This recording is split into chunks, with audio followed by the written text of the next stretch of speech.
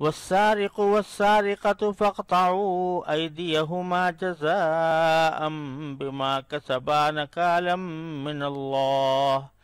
والله عزيز حكيم فمن تاب من بعد ظلمه وأصلح فإن الله يتوب عليه إن الله غفور رحيم ألم تعلم أن الله له ملك السماوات والأرض يعذب من يشاء ويغفر لمن يشاء والله على كل شيء قدير۔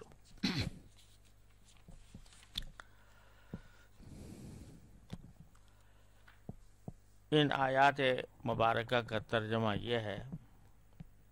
اے ایمان والو، اللہ سے ڈرو،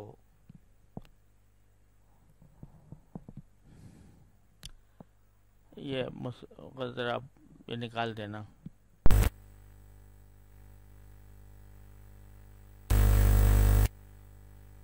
ترجمہ یہ ہے کہ چوری کرنے والا مرد اور چوری کرنے والی عورت کا ہاتھ کاٹ دو، کہ ہاتھ کاٹ دو،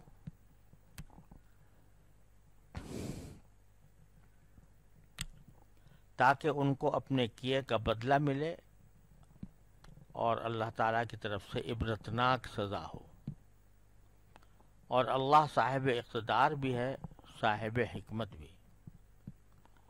پھر جو شخص اپنے ظالمانہ کارروائی سے توبہ کر لے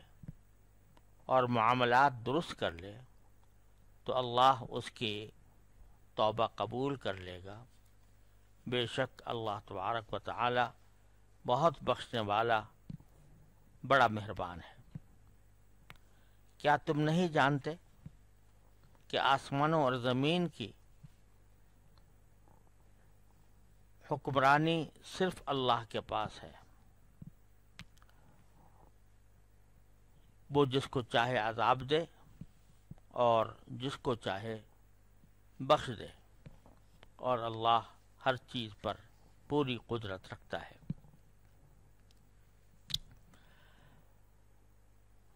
یہ پچھلی آیتوں میں ڈاکہ ڈالنے کا کیا احکام ذکر کیے گئے تھے کہ ڈاکہ کی کیا سزا ہوتی ہے۔ ڈاکہ تو اس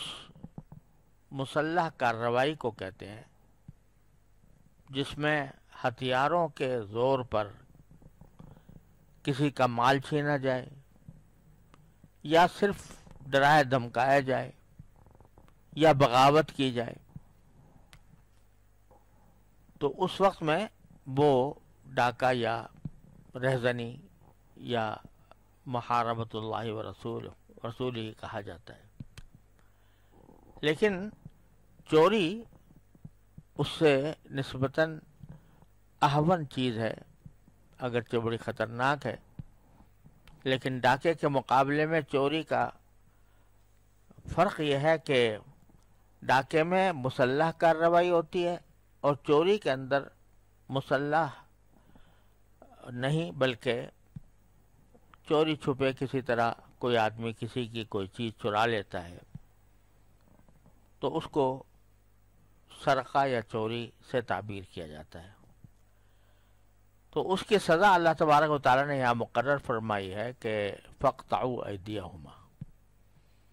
یعنی چور چاہے مرد ہو چاہے عورت ہو، اس کی سزا یہ ہے کہ اس کے ہاتھ کاٹ دیے جائیں، اور اس کی تفسیر باری تعالیٰ نے اس طرح فرمائی کہ جزاء بما کسبا نکالا من اللہ، کہ یہ بدلہ ہے ان کی کمائی کا، جو کچھ انہوں نے کمائی کی، جو عمل کیا اس کا بدلہ ہے، عبرت ہے، عبرت انگیزی ہے میں اللہ تبارک و تعالیٰ کی طرف سے۔ یعنی دو چیزیں بیان فرمائیں، ایک سزا اور دوسرے عبرت، کہ دوسروں کو عبرت دلانا۔ اللہ تعالیٰ کی طرف سے یہ تنبیہ ہے، عبرت دلانا ہے لوگوں کو۔ ان دونوں چیزوں کا ذکر باری تعالیٰ نے باب عطف کے بغیر کیا، جزاء بما کسبا ورنہ ونکالا من اللہ نہیں فرمایا، بلکہ جزاء بما کسبا نکالا من اللہ۔ اس سے یہ بات واضح ہوتی ہے کہ سزا کا پہلو جس طرح اس ہاتھ کاٹنے میں ہے، اسی طرح اسی کے ساتھ ساتھ در حقیقت لوگوں کو عبرت دلانا مقصود ہے۔ اللہ تعالیٰ کی یہ عجیب حکمت ہے کہ سزا تو اتنی سخت مقرر فرمائی ہے کہ ہاتھ کاٹ دیے جائیں، لیکن اس سزا کے واقع کرنے کے لیے کسی شخص کے اوپر بہت کڑی شرائط عائد فرمائی ہے۔ یعنی مثلا اگر کوئی چھوٹی موٹی چیز اٹھا کے بھاگ جائے اور لے جائے، چوری کر لے، اندر سے کر لے، گھر میں سے کر لے، کپڑوں میں سے کر لے، کوئی چھوٹی موٹی چیز، تو اس پر ہاتھ کاٹنے کی سزا نہیں ہوتی۔ ایک تو مقدار مقرر کر دی گئی ہے کہ مقدار یہ ہے کہ امام ابو حنیفہ رحمۃ اللہ علیہ کے نزدیک وہ 1 دینار ہے۔ 1 دینار جو ہے وہ بھی اچھی خاصی قیمت ہوتی ہے آج کل کے حساب سے، تو کم سے کم اتنی کی چوری ہو۔ پھر یہ کہ سامنے سے کوئی اٹھا کے لے جائے تو یہ چوری نہیں ہے، اس کو سرقہ نہیں کہا جاتا، اس پر حد نہیں ہے، یعنی ہاتھ کاٹنے کی سزا نہیں ہے، بلکہ اسی وقت ہے ہاتھ کاٹنے کی سزا جب کوئی آدمی کسی کی خفیہ جگہ سے کوئی چیز چرا کر لے کر جائے، یعنی اس نے اس کو حفاظت سے رکھا ہوا تھا۔ ایک صورت یہ نا، کسی کی چیز کوئی پڑی ہوئی تھی سڑک کے اوپر، تو ایک آدمی اٹھا کے لے گیا، گناہ تو وہ بھی ہے اور سزا بھی اس کے اوپر ہے، لیکن ہاتھ کاٹنے کی نہیں ہے۔ ہاتھ کاٹنے کی سزا اس وقت ہوگی جبکہ کسی شخص نے کوئی چیز اپنی حفاظت سے خفیہ طور پر رکھی ہوئی ہے اور چور وہاں تک پہنچ کر اس کو لے جاتا ہے، اس کی حفاظت کی جگہ سے نکال کر لے جاتا ہے، تب اس کے اوپر چوری کا اطلاق ہوگا۔ پھر چوری کے لیے 2 گواہ ضروری ہیں، 2 گواہ یہ گواہی دیں کہ ہم نے اپنے آنکھوں سے اس کو چوری کرتے ہوئے دیکھا ہے۔ چوری کرنے کا معنی کیا ہے؟ چوری کرتے ہوئے دیکھا ہے کہ جو محفوظ جگہ ہے اس محفوظ جگہ سے اس کو باہر لاتے ہوئے دیکھا ہے، تو اس وقت اس کو کہا جائے گا کہ یہ گواہی دی ہے، انہوں نے چوری کی۔ اگر فرض کرو کسی نے کہا میں بھاگتے ہوئے دیکھا، اس کو ہاتھ میں یہ تھا، تو وہ چوری ثابت نہیں ہوئی، یعنی سرقہ قابل حد ثابت نہیں ہوا۔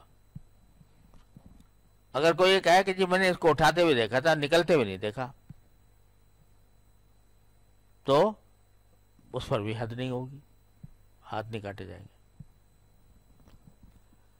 لیکن جب 2 گواہ، عینی گواہ، اور عینی گواہ بھی کیسے؟ جو کبائر سے محفوظ ہوں، گناہ کبیرہ انہوں نے نہ کیا ہو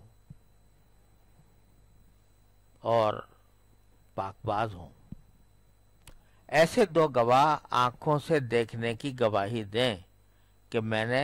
یہ اس کو چوری کرتے ہوئے دیکھا ہے، اس طرح کہ یہ محفوظ جگہ سے سامان نکال کر باہر لے جا رہا تھا، تب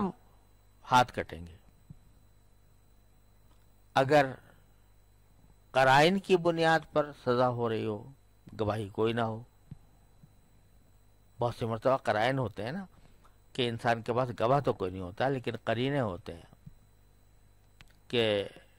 ایک آدمی کو دیکھا کہ وہ ایک گٹھڑی اٹھا کے بھاگ رہا تھا،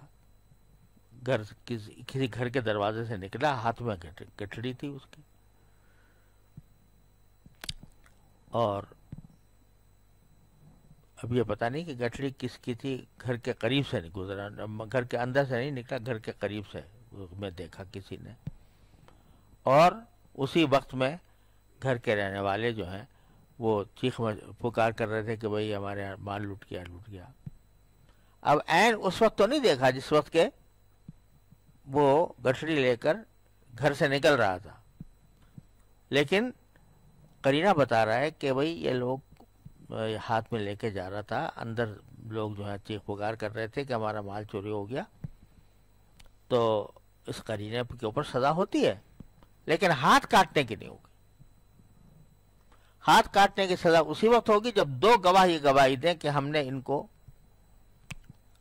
چوری کرتے ہوئے اس طرح دیکھا ہے کہ محفوظ جگہ سے یہ باہر نکال رہا تھا سامان۔ تو اللہ تبارک و تعالیٰ نے یہ نظام بنایا ہے کہ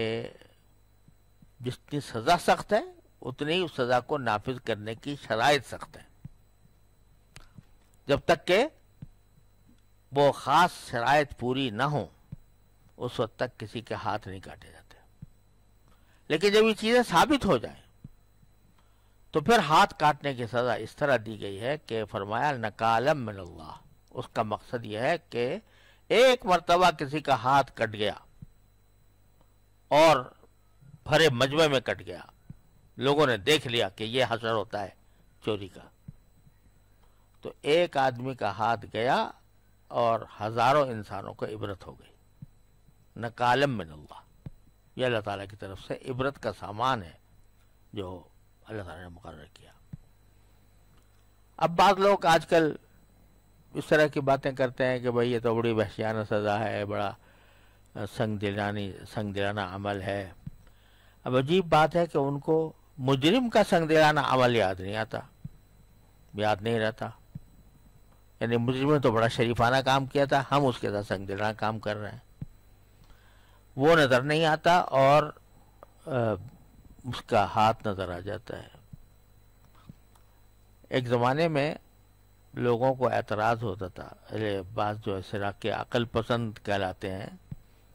یا عقل پرست کہلاتے ہیں، اسی میں ایک شاعر تھا ابو العلا معری، وہ مشہور ہے، شام کا شاعر کے اعتبار سے بہت مشہور ہے، لیکن ساتھ ہی اس کو کچھ دین سے تعلق نہیں تھا، بلکہ دین کے خلاف ایک باغیانہ قسم کے خیالات تھے۔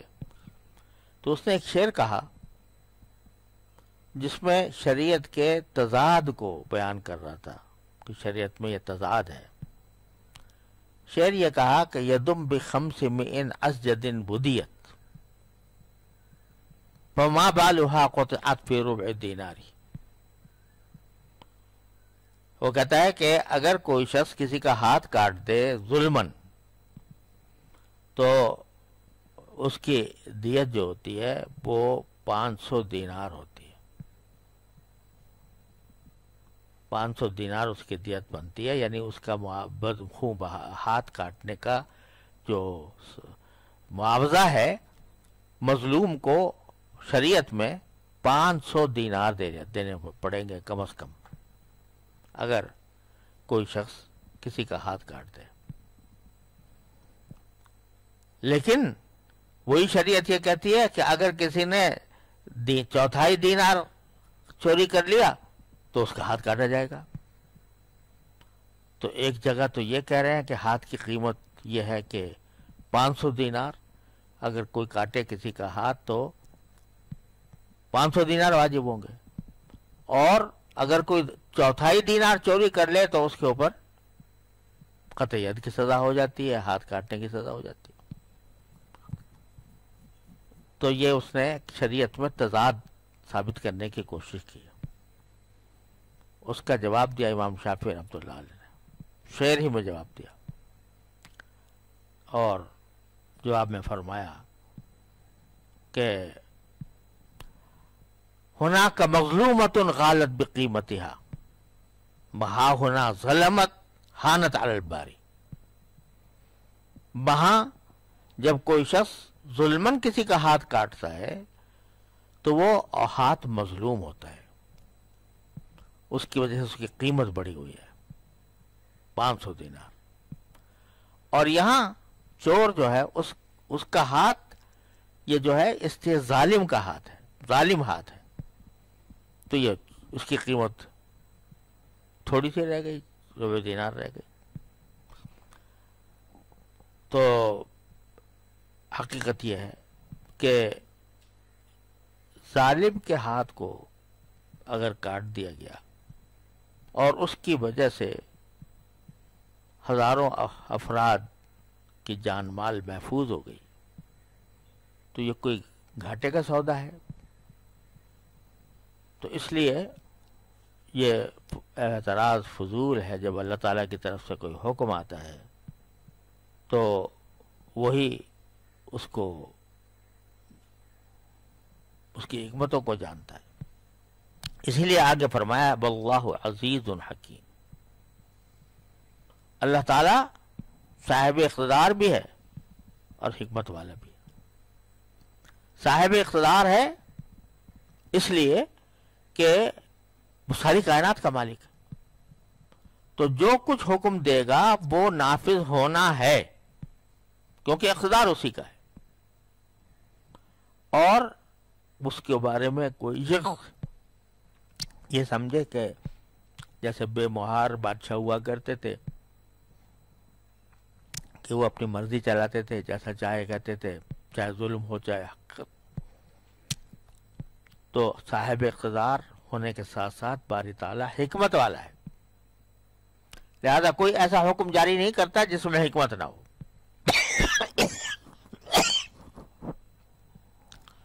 لہذا اس حکم میں بھی حکمت ہے، یہ حکمت پر مبنی ہے. واللہ عزیز الحکیم. اللہ تعالیٰ صاحب اقتدار بھی ہے، حکمت والا بھی ہے. آگے فرمایا فمن تاب من بعد ظلمہ واصلح فإن اللہ یتوب علیہ، کہ اگر چوری کے بعد کوئی شخص جو جس نے چوری کی ہے وہ اگر توبہ کر لے اپنے ظلم کے بعد اور اپنی اصلاح کر لے تو اللہ تبارک و تعالیٰ اس کی توبہ قبول کرتا ہے. یعنی یہ گناہ ہو گیا تو اس کے بعد اگر توبہ کر لے تو اس توبہ کو اللہ تعالیٰ قبول فرما لے گا. یہاں یہ بات ذکر کرنا مناسب ہے کہ ڈاکہ ڈالنے کی جو شرعی سزا پیچھے بیان کی گئی تھی اس میں بھی معافی کا ذکر ہے اور چوری کی سزا کے بعد بھی معافی کا ذکر ہے، لیکن دونوں جگہ کی معافی کے بیان میں ایک خاص فرق ہے،